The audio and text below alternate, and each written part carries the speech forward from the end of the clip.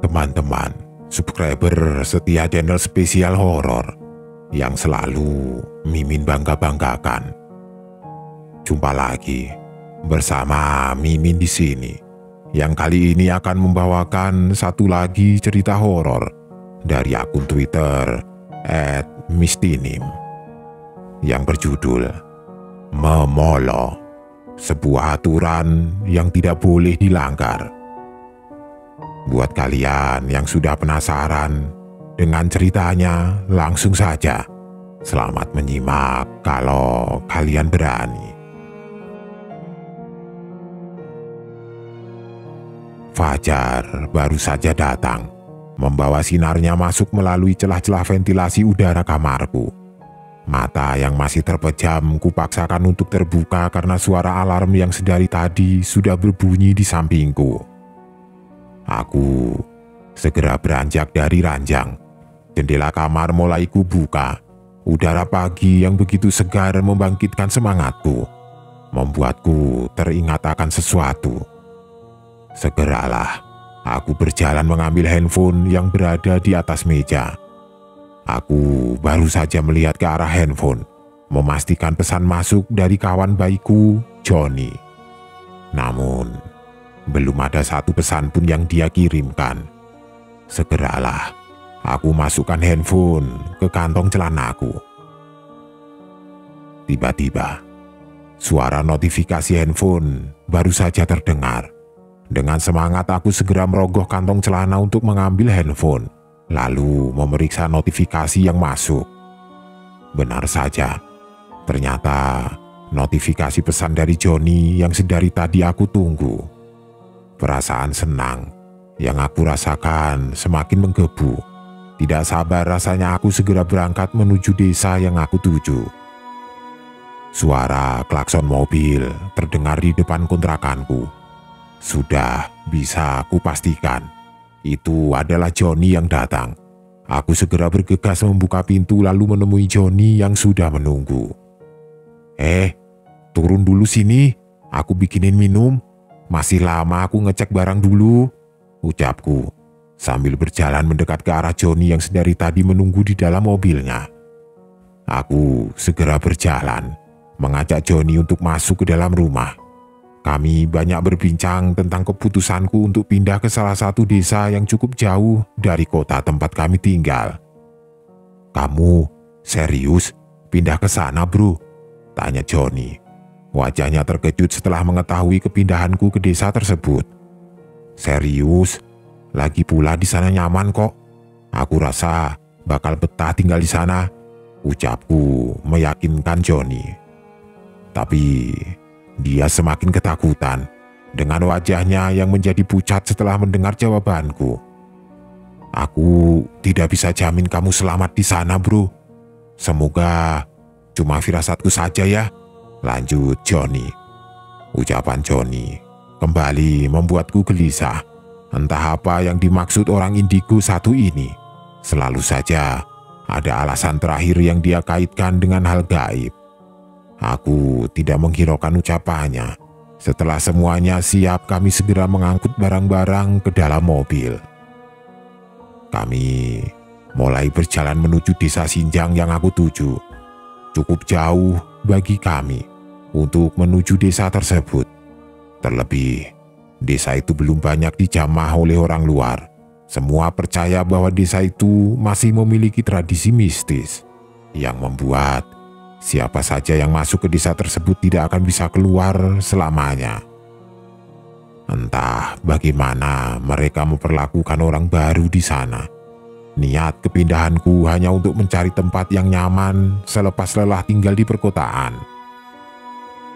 Kami sampai ke desa Sinjang setelah 6 perjalanan. Sambutan hangat penduduk desa membuatku sedikit heran dengan persepsi orang tentang desa tersebut. Kami sampai pada satu rumah yang akan aku tempati di desa ini. Rasa senangku memuncak, tidak sabar ingin berkeliling melihat perkebunan desa. Aku segera turun dari mobil dan membawa berbagai barang-barangku bersama Johnny. Kami sampai pada satu rumah yang akan aku tempati di desa ini. Rasa senangku memuncak, tidak sabar ingin berkeliling melihat perkebunan desa. Aku segera turun dari mobil dan membawa berbagai barang-barangku bersama Johnny. "Orang baru ya, Mas?" tanya salah seorang wanita berusia cukup tua yang tiba-tiba menghampiriku. Sontak aku melihat ke arahnya, dia menatapku cukup aneh. Dengan perasaan canggung, aku menjawab, "Iya Bu, baru di sini." Seorang wanita itu lalu pergi dengan tatapan sinis ke arahku. Satu tepukan mendarat ke punggungku, membuyarkan lamunanku. Ngagetin saja John," ucapku kepada Johnny. Dia hanya menggelengkan kepala sambil mengangkat kardus-kardus yang belum sempat aku bereskan. "Sudah sore nih, kapan ke Pak Kades?" tanya Johnny kepadaku. "Nanti saja, istirahat dulu, capek." Aku segera membereskan barang-barang yang tersisa lalu menutup bagasi mobil Johnny setelah semuanya selesai. Kami masuk ke dalam rumah dengan lelah yang semakin terasa setelah perjalanan jauh ke desa ini. Segera ku rebahkan tubuh ke atas ranjang sambil melihat ke arah jam dinding yang sudah menunjukkan pukul 17:54. Rasa kantuk tiba-tiba datang menguasai tubuhku. Mataku mulai berat, segera ku pejamkan agar tertidur pulas. Kumandang azan yang sudah terdengar. Tidak aku hiraukan karena tubuh yang sudah merasa sangat lelah, ku biarkan tertidur begitu saja. Aku tidak mendengar apapun setelah itu. Padahal aku ingat betul, kumandang azan yang aku dengar belum selesai. Tapi aku tetap memejamkan mata sambil mencoba berpikir positif. Aku terlelap dengan kondisi tubuh menggigil akibat udara dingin menyapu kulit. Ingin rasanya aku menutup tubuh ini dengan selimut tebal yang hangat. Tapi tubuhku masih lelah rasanya dan memilih melanjutkan tidurku. Hingga sesuatu datang membuatku sangat terkejut. Aku mendengar dengan jelas pintu kamarku didobrak keras. Entah siapa yang melakukan itu. Jantungku berdegup kencang sedangkan pikiranku mulai menebak siapa yang akan datang. Aku hanya bisa terdiam di atas ranjang dengan tubuh yang terasa semakin dingin. Ingin rasanya aku membuka mata, tapi tubuhku mendadak kaku, membuatku mulai panik sedangkan keringat dingin mulai bercucuran. Terlebih, suara dobrakan pintu tidak kunjung berhenti. Dengan perasaan takut, aku mencoba membaca doa dalam hatiku berharap Sang Pencipta memberiku pertolongan. Suara dobrakan pintu mendadak berhenti membuat perasaanku cukup tenang. Tapi setelah suara itu menghilang, tiba-tiba keadaan sekitarku menjadi hening. Bahkan suara jam dinding saja tidak terdengar sama sekali. Aku semakin ketakutan dengan air mata yang mengalir membasahi pipiku. "Bangun, bangun bro, bangun." Suara itu samar-samar masuk ke telingaku. Aku mencoba fokus dengan suara yang aku dengar. Semakin jelas suara itu rupanya berasal dari Johnny. Satu tamparan keras mendarat di pipiku yang akhirnya membuatku bangkit. "John, kamu dengar suara tadi?" tanyaku kepada Johnny. Aku melihat wajah Johnny sudah bermandikan keringat, entah apa yang sudah dia lakukan selama aku tertidur. "Syukurlah, tidak ada suara apa-apa. Tadi kamu kesurupan sampai keluar. Aku dan tetangga yang bawa kamu kembali ke kamar," ucap Johnny. Aku tidak menyangka, setengah tidak percaya dengan ucapannya. Jelas aku merasa bahwa tubuhku masih berada di atas ranjang, tidak bisa bergerak sama sekali. "Sudah, ini minum dulu, air dari tetua dusun. Tadi ikut membantu menyadarkan kamu. Katanya memang wajar orang yang baru kemari pasti diganggu. Apalagi ini mendekati malam 1 suro. Kata tetua desa, darahmu itu darah manis. gampang kena bala kalau mendekati satu suro begini, ucap Joni menjelaskan kepadaku. Aku sedikit tidak percaya dengan ucapannya, tapi sekali lagi dia anak indigo yang seringkali mengaitkan semua dengan hal gaib. Aku menerima minum darinya dan langsung menghabiskan air dalam botol itu tidak bersisa seperti orang sedang kehausan. Nanti kita ke Pak Kades, disuruh sama tetua desa sebelum masuk waktu isya. Akan lebih berbahaya kalau kita keluar. Jangan heran, itu pantangan di desa ini, lanjut Joni. Kemudian beranjak dan meninggalkanku sendirian. Setelah aku bersiap dengan segala pertanyaan yang ada di benakku, segera ku temui Joni yang sedang duduk di ruang tamu. Kami berjalan menyusuri jalanan desa menuju rumah Pak Kades yang tidak jauh dari tempat tinggalku. Sepanjang jalan, kami melewati rumah-rumah warga. Tidak ada satupun yang berlalu lalang atau beraktivitas malam itu membuatku heran. Kenapa sepi sekali? Bahkan tidak ada orang yang berlalu lalang ya John, ucapku kepada Joni. Pantangan bro, nanti biar dijelaskan Pak Kades, biar kamu percaya. Kami akhirnya disambut hangat oleh Pak Kades dan juga tetua desa yang membuatku merasa sedikit tenang berada di sana. Perkenalkan, saya Kades di desa ini, panggil saja Pak Somad. Dan ini tetua di desa, panggil saja Mbah Kadir. Saya sudah tahu tentang kamu dari Pak Rifki pemilik rumah itu. Kamu yakin ingin tinggal di desa ini? Tanya Pak Somad, yang tidak lain adalah Kades di desa ini. Saya yakin Pak, tapi saya tidak mengerti soal pantangan di desa ini Pak, ucapku sedikit merasa tidak nyaman karena tatapan Mbah Kadir sedari tadi seperti sedang mengintaiku. Pak Somad menghela nafas panjang seperti sedang memikirkan jawaban dari ucapanku, sedangkan Mbah Kadir menyodorkan secangkir gelas berisi kopi hitam yang sedari tadi berada di atas meja kami. Ku beranikan diri bertanya kepada Mbah Kadir.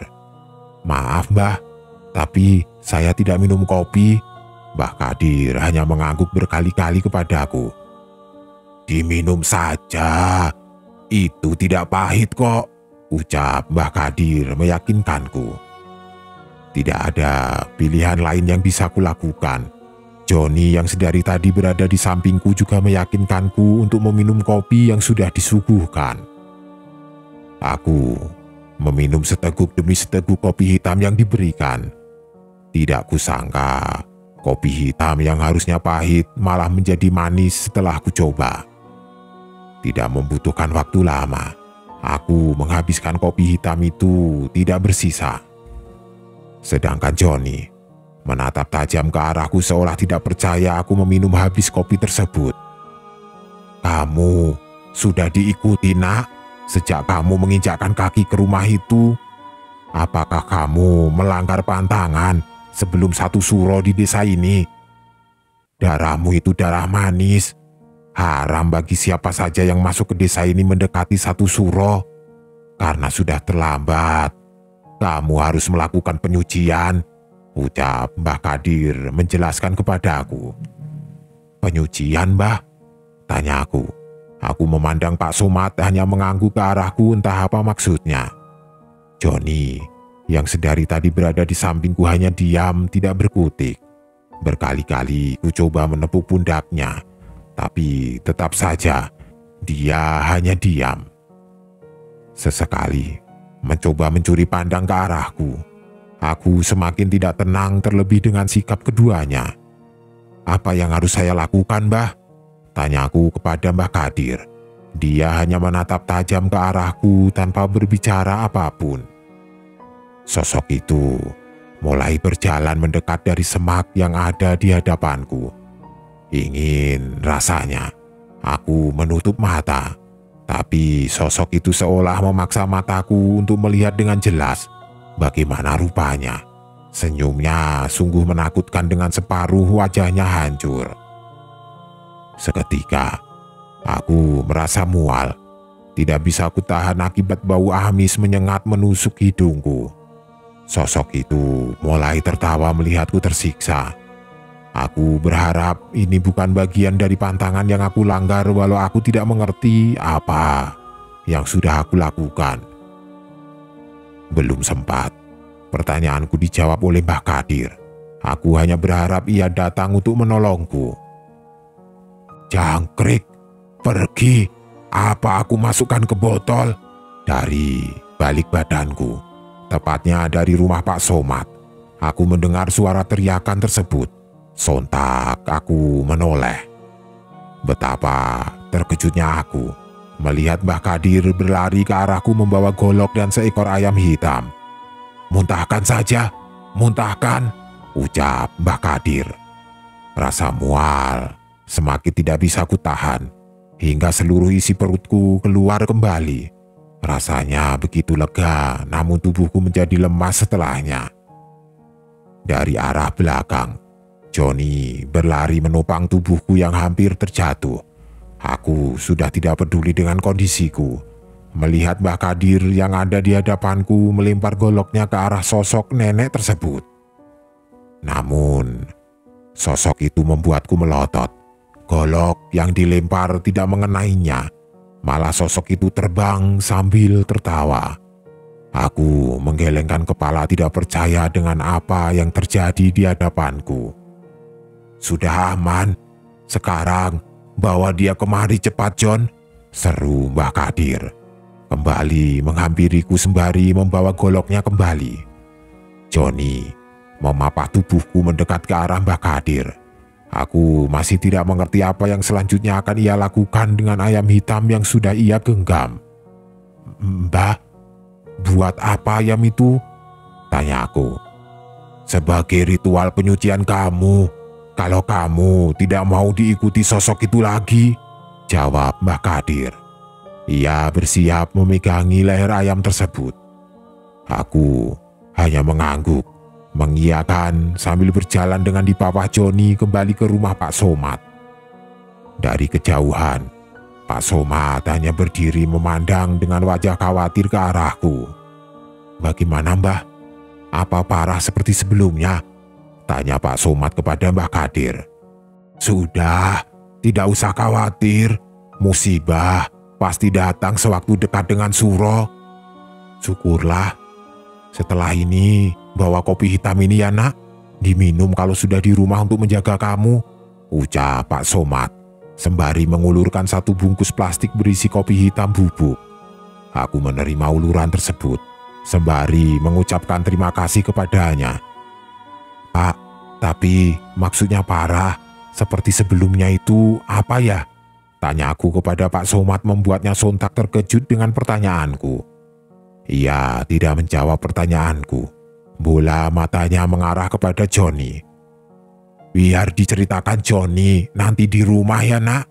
Tidak baik kalau sekarang," sahut Mbah Kadir. Matanya mulai menatap tajam ke arahku seolah memberiku perintah agar segera meninggalkan tempat tersebut. Johnny yang sedari tadi berada di sampingku langsung merangkul lenganku. "Sudah, nanti saja aku ceritain. Pulang dulu, sudah larut ini," bisik Johnny ke telingaku. Aku mengiyakan ajakannya, lalu segera berpamitan kepada Pak Somad dan juga Mbah Kadir. Kami berjalan menyusuri jalanan desa yang minim penerangan. Di kanan dan kiri kami masih saja sepi, tidak ada orang yang berlalu lalang.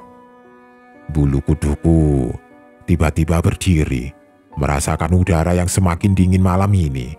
Ingin rasanya aku bertanya kepada Johnny, namun aku urungkan niat tersebut manakala melihat wajahnya sudah pucat. Sontak, aku mengajak dia berjalan lebih cepat.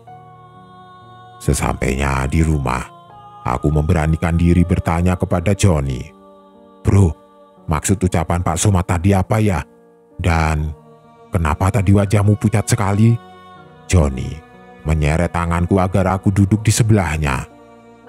"Omongan orang soal desa ini benar. Desa ini memolok, desa ini petaka. Pak Somad bilang sudah sering ada korban di sini, mulai dari warga asli maupun pendatang. Yang pasti mereka sudah melanggar pantangan, dan sosok yang masih dipercaya masih menjaga desa ini, jawab Johnny. Dan pantangan itu sudah kamu langgar beberapa hari sebelumnya. Ngaku, kamu ngeludah di dekat tapak tilas sebelum kita masuk desa ini kan? Dan lagi kamu nekat keluar sehabis maghrib di sini. Terlebih kamu tidur di waktu maghrib. Itu semua penyebabnya. Syukur kamu tidak berakhir seperti yang lainnya, lanjut Johnny. Semua jawaban Johnny benar adanya. Pantangan di desa ini telah aku langgar. Tadinya aku pikir sekedar mitos belaka, tapi semua terbukti kepada aku. Aku tidak menanyakan lagi tentang desa ini kepada Johnny. Jawaban darinya sudah lebih dari cukup menyadarkanku. Di jalan, aku tadi melihat sosok nenek yang kamu lihat di halaman rumah Pak Somad. Dia ngikutin kita sampai ke rumah. Aku tidak jamin kita selamat malam ini.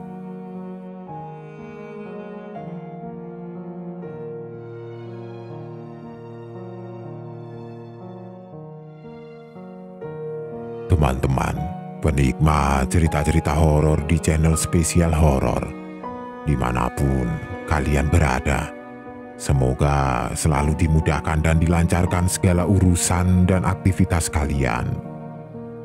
Kali ini, Mimin akan membawakan sebuah cerita horor dari akun Twitter @mistinim yang berjudul asli Dia Yang Datang di Kala Malam. Buat kalian yang sudah penasaran, yang sudah tidak sabar, langsung saja selamat menyimak kalau kalian masih berani. Bagaimana kalau ternyata kamu tinggal bersama mereka yang lebih lama menempati rumah yang kamu tempati sekarang? Dia yang datang di kala malam. Cerita ini dialami langsung oleh teman terdekatku, yaitu Reza. Disinilah untuk yang pertama kalinya dia merasakan gangguan langsung dari para penunggu kediamannya selama 2 tahun. Sebenarnya Reza bukanlah orang yang penakut. Memang selama hidupnya dia tidak pernah secara langsung bertemu atau melihat mereka. Namun setelah kurang lebih 2 tahun, dia pindah ke rumah itu, satu persatu gangguan dari mereka mulai Reza rasakan. Sebelumnya, Reza tinggal dan besar di kota Surakarta. Lalu dia memutuskan untuk pindah ke kota Semarang karena keperluan sekolahnya. Dia dan keluarga memutuskan secara matang tentang kepindahannya ke kota Semarang.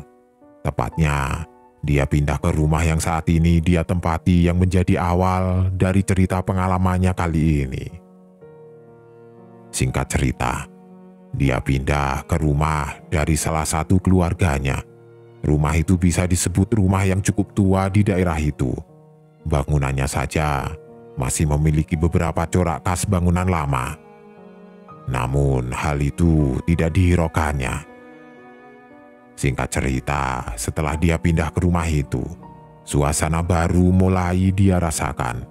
Malam-malam setelah kepindahan dia memang belum ada gangguan yang membuatnya takut. Namun, setelah kurang lebih 1 tahun dia tinggal, gangguan itu satu persatu muncul yang kadangkala membuatnya merasa tidak nyaman. Rumah yang saat ini Reza tempati mempunyai 2 lantai dan Reza menempati lantai atas di kamar bekas neneknya seorang diri. Sedangkan keluarga lainnya tinggal di lantai bawah. Jarang sekali ada orang yang naik ke atas. Mungkin kalau ada hanya sesekali untuk menengok keadaan Reza. Kamar yang Reza tempati sendiri cukup strategis karena dekat dengan balkon dan ruangan kaca yang luas, dan biasanya digunakan untuk orang senam atau menari. Di depan kamarnya sendiri, ada 1 kamar kosong yang sudah lama tidak ditempati. Begitu juga kamar yang ditempati Reza saat ini pernah kosong bertahun-tahun sebelum Reza datang dan menempati kamar tersebut. Setelah kurang lebih 1 tahun dia tinggal, gangguan-gangguan kecil mulai dia rasakan. Tak jarang setiap tengah malam sampai menjelang subuh, dia mendapat gangguan seperti suara orang berlari, anak-anak kecil yang sedang bermain, kaki yang melayang, suara wanita sedang menangis, suara nafas seseorang, dan lain-lain. Beberapa kali, dia mencoba untuk berpikiran positif tentang apa yang sudah terjadi kepadanya, tapi lagi-lagi gagal. Kejadian itu selalu berlangsung mulai tengah malam, sedangkan saat jam-jam itu tidak ada seorang pun yang naik ke atas atau berkegiatan di atas selain Reza sendiri. Berulang kali juga, dia dibuat tidak tenang bahkan diganggu saat dia tidur. Hingga tidak jarang dia jadi sangat mengantuk karena hanya dapat tidur 2 jam setiap malamnya. Hal yang sangat melelahkan. Dan disinilah malam puncaknya. Gangguan dari mereka yang paling berkesan di ingatan Reza sampai saat ini. Malam itu, sekitar pukul 1:12 dini hari, Reza memutuskan untuk tidur. Tidak lupa seperti biasa dia memasang alarm pukul 05:05. Singkat cerita, dia berhasil tidur, berharap malam ini tidak ada lagi gangguan seperti biasanya. Tapi harapannya pupus manakala selang beberapa menit dia tertidur, dia merasa ada sesuatu yang datang menghampiri dia yang belum sepenuhnya tertidur. Dan aku merasa dia ada di depan mukaku, alias saat aku terlentang, dia ada di depan mukaku tanpa alasan tertentu, ucapnya. Rasanya dia ingin bangun untuk memastikan apa yang ada di hadapannya itu. Tapi keinginannya tidak bisa dia lakukan manakala ketakutannya semakin menjadi, sampai membuat seluruh tubuhnya merinding. Apalagi dia tidur dengan telanjang dada, membuat suasananya semakin membuatnya merinding hingga keringat dingin. Tiba-tiba, dia merasa tubuhnya menjadi panas, yang membuatnya harus terbangun di tengah ketakutannya itu. Rupanya, di hadapannya tidak ada apapun yang dia lihat. Lalu dia memutuskan untuk kembali tidur dengan keadaan seperti awal. Suasananya malah membuatnya kembali merasa kedinginan. Di dalam tidurnya, dia mencoba terlelap. Namun, tiba waktunya saat makhluk itu mengangkat seluruh tubuhku yang masih terlentang, seperti salah satu skin di film Stay from the Kid Laroi. Kejadian pertama, saat makhluk itu mengangkat Reza, dia merasa setelah diangkat tubuhnya ditahan sekian menit, seperti sengaja ditahan untuk melayang dengan sendirinya.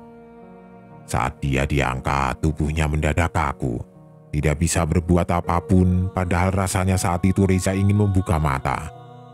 Setelah tubuhnya diangkat, makhluk itu mengembalikan lagi tubuh Reza dengan sangat lembut ke posisi semula.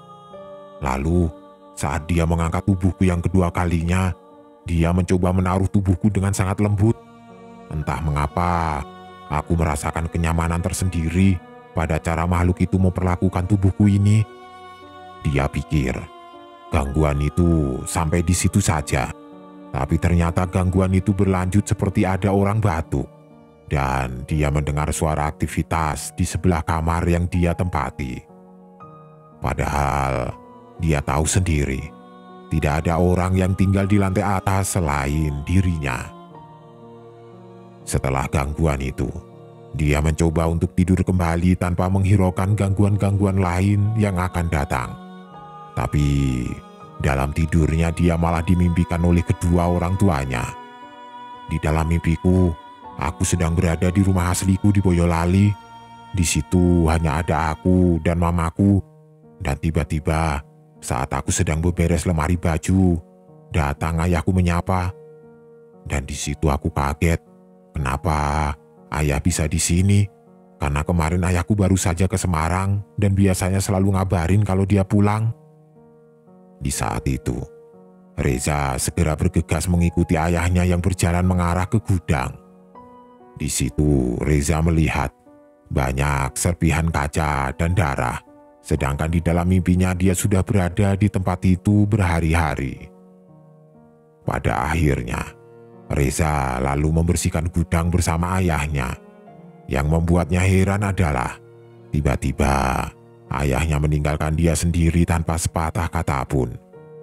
Loh, tumben ayah pendiam seperti itu, biasanya banyak ngomong. Tapi pertanyaan Reza tidak dijawab. Akhirnya dia memutuskan untuk mengikuti kemana ayahnya pergi. Ternyata ayahnya pergi ke kamar Reza yang tadi sudah dia bereskan. Di sana ada Mama Reza dan juga ayahnya yang sedang berbincang. Tapi anehnya, bahasa yang digunakan aneh dan tidak satupun kata Reza pahami. Anehnya, Reza melihat mamanya paham dengan bahasa aneh yang ayahnya ucapkan. Dan sampai di situ, dia terbawa oleh mimpinya. Tidak terasa dini hari itu sudah berakhir, berganti dengan kumandang azan yang mulai dia dengar. Dan kejadian malam itulah yang membuat Reza parno hingga berhari-hari dia kurang tidur karena takut kejadian yang sama akan terulang lagi. Buat kalian yang suka begadang, entah itu untuk mengerjakan sesuatu atau bermain game, lebih baik dihindari, jangan terlalu sering. Kadangkala mereka datang menampakkan wujudnya di malam hari hanya sebagai pengingat untuk kita. Itu bukan waktunya kita untuk beraktivitas.